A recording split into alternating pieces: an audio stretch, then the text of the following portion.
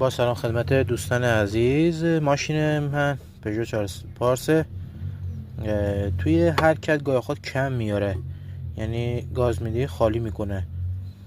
حالا پرسجو کردم، مثل این که گفتم مال مربوط به پمپ بنزین میشه. من اومدم این سوکت رو در آوردم، سوکت برقش یکم احساس میکنم گشاد کرده سوکت و یکم سوخته.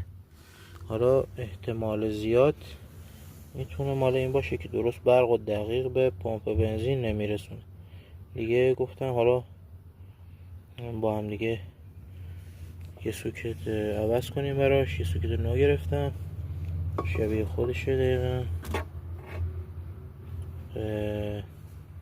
میریم که با هم عوض کنیم ببینیم مشکل حل میشه یا نه.